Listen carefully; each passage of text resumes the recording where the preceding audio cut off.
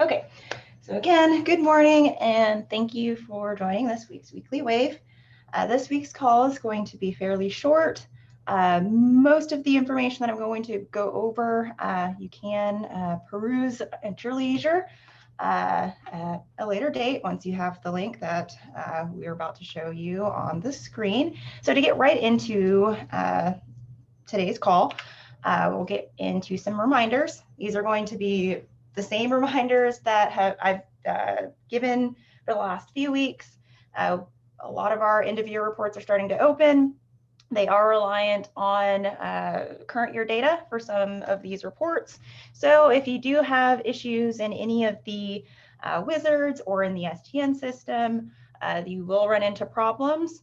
I know a lot of you, maybe not on this call, but you may work with some folks who are trying to get students loaded into the Cognia portal or into the ACT, or you're waiting on students to pop up in the SAT portal.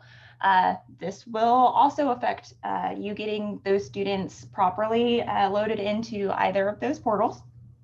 So if there are any STN issues, enrollment specific issues, et cetera, if that does affect the student's information showing in my data, that will affect the information that you can go about uploading into either of those portals. So if you are running into any issues, say with the portal and you haven't reached out to the assessment office yet, please do so. We are in constant communication with them. So if there are any issues, please do let them know and they'll pass those along to us. So again, at this moment in time, if you are not reviewing the 4 wizards or system, one system that is on your screen, you will want to make sure that you are doing that so that you don't run into any issues going forward with any of the reports that we have open in both the WAVE or even if you are in, say, accountability reporting in that application too. Most of the time we are displaying the same information between both applications. So if you fix it, it should go away in both. All right, another reminder, same information as previous weeks. We're still finalizing dates for the demographic overlay. Do look for an email from the accountability office, either through their normal Gov delivery or in the Engage OK newsletters that go out on Tuesdays. The annual statistical report at the student level, that's still open, so keep the questions coming. If you are having issues with your attendance or membership, make sure that your calendars are correct first, because we do base all of our calculations off of the information that you can see in your calendars. So if you are making changes to your students' attendance or transportation, please take note of our request schedule. If you are making changes on a day that we have requested for data, you will most likely not see that information unless your student information system is set up to send us changes specifically for your calendar, but for attendance and transportation, if you are making changes in your student information system and it is on a day that we have requested for that data, either on a Tuesday, a Thursday, or a Saturday, if you're making changes on those days and we've already received that information from your student information system, you will not see those changes that you're making until the next time we request for data. Unless you are reaching out to either our office or you're speaking with someone in state aid, you will not see the changes until the next time that we request for attendance and transportation. And again, that is on Tuesdays, Thursdays, and Saturdays. And we do have our request schedule posted on our website if you ever need to reference that or if you forget what day we do request for information. So again, if you're making changes to your calendar, we should not need to manually re-pull that information. All of the student information systems at this point are set up to send us any changes, adds, or deletes for your calendar without us needing to prompt your system to send us that information. So again, just make sure that you're keeping the request schedule in your mind when it comes to you making changes or somebody else making changes in the student information system, and the timing of when you'll see that in the ASR. Last report reminder is related to the graduation part-time Q3 report, and that one is going to close on the 13th. Again, if you do have questions about that report, you'll want to reach out to Petra Woodard to make sure that she can answer any of your questions that you have there. And if you do need her email address, we can certainly put that in the chat for you. But you'll want to make sure that you do have your STNs handy of any students that would meet the requirements or the criteria for being reported on this report for this particular quarter. All right, so last set of updates that we have are related to the dropout report. We have sent out the written guidance. I'll go over that in just a minute, but I do want to touch on one issue that some of you may not even be aware of, but for those of you who are ready right now to confirm and certify the dropout report, you will notice that you can't do that. So there is an issue with the confirm button at this moment in time. We are in the middle of getting that corrected. We're testing it right now in the back end. So we want to make sure that when we do push out this release again, that everything is going to go smoothly. So we apologize for any confusion if you are to this point in the report, but we will make sure that you can confirm and certify sometime either this afternoon, or if we run into some unexpected things between now and then, we'll get it out to you first thing in the morning. So just be sure to know that if you are trying to confirm, or your principals or superintendents are trying to confirm this report, they won't be able to do that until this afternoon sometime. We will send out, we will update the note that is on the WAVE homepage at the moment to let you know that that issue has been corrected. We're not going to send out a specific email just to let you know about this, this issue. But going into the guidance that we spoke about last week, the guidance has been sent out as of 9:15 this morning. So if you are subscribed to get our newsletters, our GovDelivery newsletters, you will have received this email, hopefully, unless your email address has changed. This has gone out to most people who have access to the WAVE, as well as district superintendents. So we should have covered the entire threshold here. Everybody who should know about this report should have a copy of this guidance. If you don't have, if you're not subscribed to our newsletters, we have also put the link to the guidance both on the WAVE homepage and on the final report section of the dropout report when you go in to review your list of students. So a couple options there for you to get that link. It's also posted on our website under documents and guides. So you've got 4 different places to have been able to pick up this link if you do need it or want to pass it along to anybody. So I do want to make sure that I say that the slides from last week are outdated. We did make a few changes to the expected outcome for some of these exit codes. So the information and the breakdowns that were included in last week's weekly WAVE call are not accurate.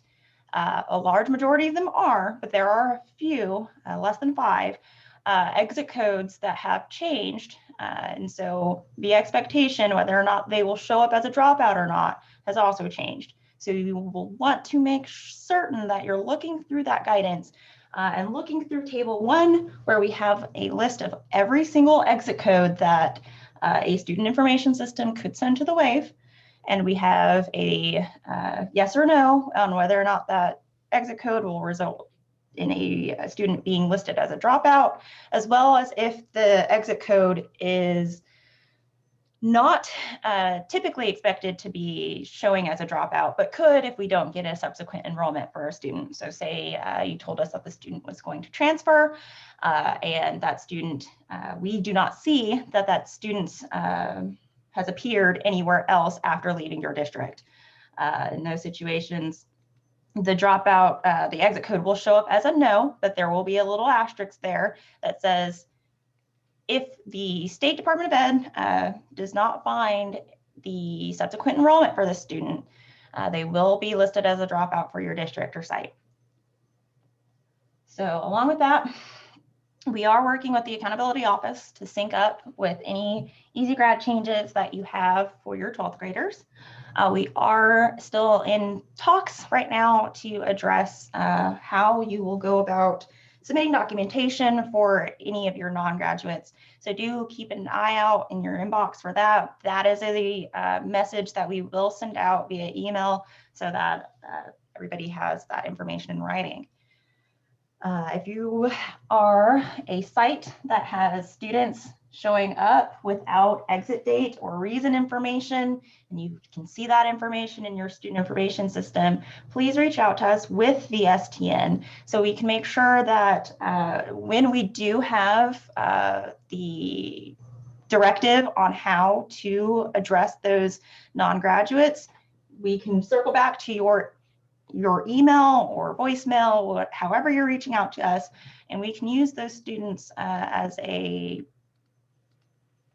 not necessarily a test, but we can make sure that you are somebody that we reach out to make sure that you are aware, hey, we have a method right now of how you can submit documentation if necessary for those students.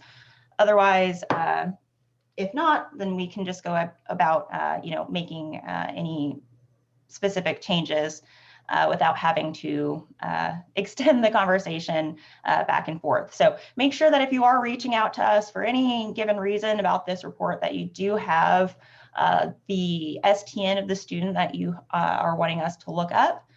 We can definitely do that.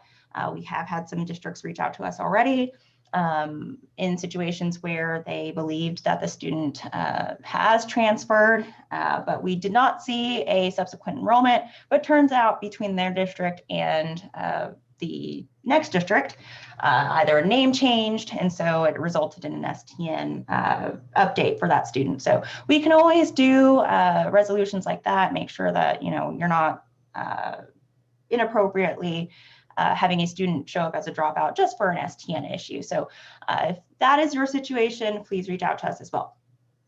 So there are a few questions here in the chat that I'm going to address before going to this next slide.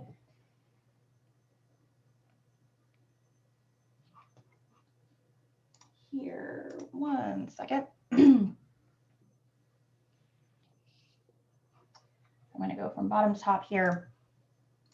So if you do have a code, if you are using the code exit code 9999 and that is showing up on the dropout report, our directive for as long as I've been working for the State Department of Ed, so for about 3.5 years now, that exit code has been reserved for emergency legislation. So if you are using 9999 going forward, you will want to pick a exit code that is most appropriate for that student's exit. So if you're in the situation in the chat, 9999 has been used for emergency legislation, has been used to reclassify students from one grade level to the other, I'm assuming between school years, you'll want to use the exit code of 3505 instead. This is a general exit code, just meaning exited. So if you are not using that, or you do not see the code of 3505 or whatever code that your student information system has chosen to use, as long as it's translating up to the state as 3505, it can be whatever language the student information system vendor has chosen to make available to you. But long story short, if you're using 9999 as the other code for us, you'll want to make sure to use 3505 if that is just a general exit from one grade level to the other. Alrighty then. And then the next question. So even if you are using, even if they are on the dropout report and they're using the exit code of 1909, which is transferred to another public school and state, they will not be classified as a dropout. That is one correction that we made between this week and last week. So do note that if you are using the code 1909, they will not be classified as a dropout. That is described in table 1. So if you, again, want that in writing so you can share that with others, that is there as well. So Lakeisha, just to, mainly my question for that was, so we do have a larger number of kids that exit to homeschool. Those were on there as well last time, and I haven't pulled the dropout report again. Mm-hmm. But basically the only ones that you would expect us to send you documentation for are if they have that 1908, right? If they go to another school and we have evidence of that, that's what we would send to you. But if there are these other ones in table 1 that say they're not a dropout, 1909, 1918, do we just disregard those for right now because they're not going to be considered the final calculations, or do we need to have you do something to remove them? Our office will not ask you for documentation on those specific instances. If they're transferring to another school and state, we can see that. Obviously, we can't verify if a student is actually being homeschooled, but if that is the directive that the parent has given to you, we will not ask you for documentation. Now, I cannot speak to the accountability office and whether or not they will ask you for documentation when it comes to removing students from a cohort or et cetera on their end. So you may want to, I would recommend at least keeping that those documentation or documents, if you have them, handy for those students. But for this specific report, we will not ask you to submit documentation for transfers to out of state or homeschool. Okay, so if those 1909 and 1918 are showing on the report, we can just disregard them because they're, I know administration is going to ask me. I just want to verify. I know it's in table 1, but if they're showing on the report, it's okay. They're not going to be included in the calculation. If you're seeing them on the report still, we did refresh it yesterday a couple of times throughout the day. So if you're still seeing 1909s in there or the homeschool exit code on the report, reach out to us. That should not be the case.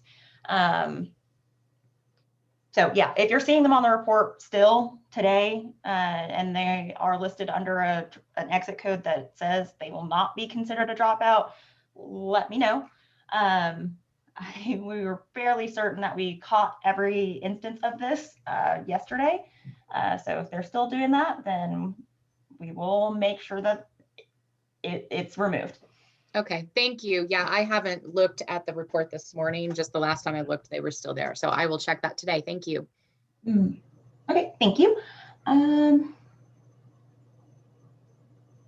The School for the Deaf is not technically considered a public school. Look, if you can send us a email with that STN, and we'll look into that one a little bit further. And just to make it very clear for everybody on the call right now, if you are looking at information related to enrollment data from last year, that is what we're still trying to, we did go in and we made some adjustments to information that we did get after our rollover that may not have shown up on my data. So that is one change that we've made to previous year data for this report. If you are making changes to data related to school year 20, we will not get those updates sent to the WAVE. Your student information system and the WAVE are only speaking to each other in terms of information related to school year 2021. So if you're making changes to school year 20 data, hold tight on that information. Do reach out to us about that. Let us know that you've made a change to however many STNs. And we will get back to you on the directive of how we will accept or make changes for those students. That is one thing that we are, again, working with the Accountability Office on. So keep those changes in your mind, or at least reach out to us so that you can at least say that you've done your due diligence on your side. And we will get back to everyone on the directive of how we can accept any previous year changes for school year 20. You can go in and make changes for students' enrollment records for school year 21, obviously. So hopefully the next go around for this report will go a lot quicker, or not quicker, smoother, because both instances of the dropout report going forward will pertain to that current year. So hopefully you're not having to go back and make changes for, previous year. You're getting a heads up months earlier than you have been in the past. And yes, I will post the updated guidance in the chat for you guys if you don't have it. So that's there.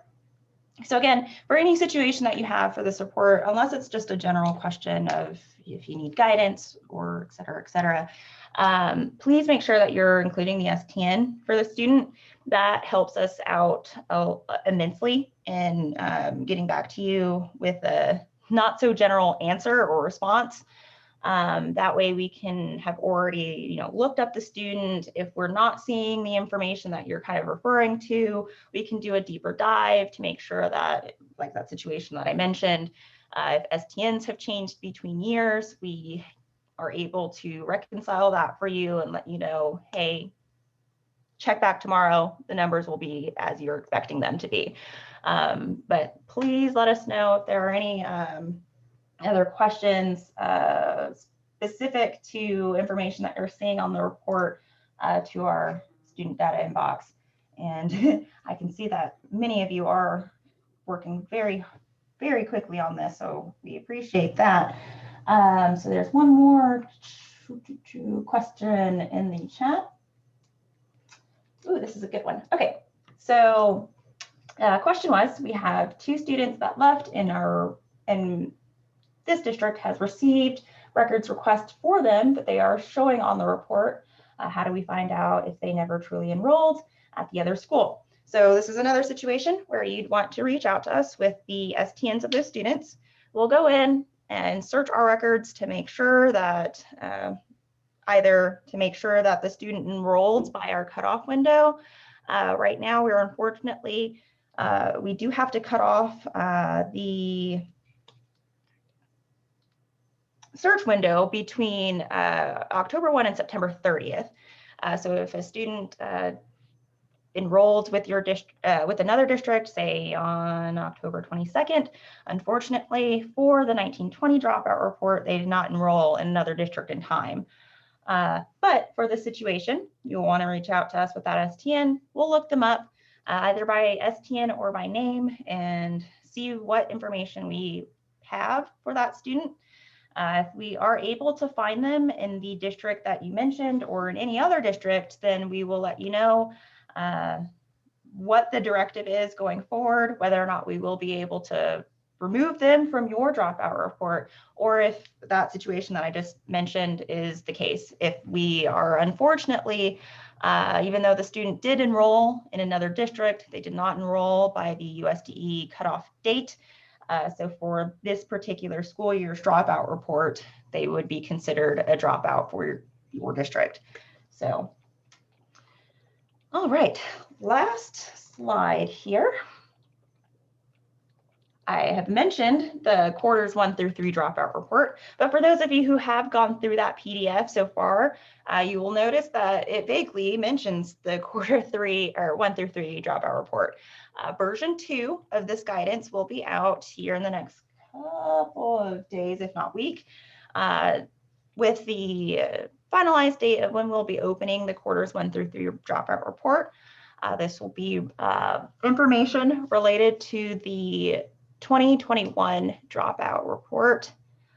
So this is information that you will be able to correct in your student information system. And we will have a method of how you can review any students that may be counted as a dropout if information is not updated. Say we have an exit code that says that they are transferred, but we don't have a record of that student's transfer anywhere. Things like that. Or if we're seeing a mismatch in exit code information, say you put a student in to your student information system as exited, but we see them popping up in a different school district or a different site, we'll give you a prompt there to change your exit code to the appropriate one. So hopefully we start getting a little better information, and we're a little bit more transparent on or helpful to you on in terms of tracking down any students going forward. Let me jump in here, Lakeisha. Please. Okay, so right now, the report that's open right now is our Q4 dropout report. That is for verifying dropouts before we report them federally for the 1920 school year. Okay, so that's what we're reviewing currently right now. Q4. Q4 is for previous year. Quarters 1 through 3 are for this current year that we're going to report to the federal government next year. So we're giving you this a year early, essentially, as we're live, so that you guys, as soon as we open this, you guys will be able to monitor all these these students that could potentially be reported as dropouts for next year's report.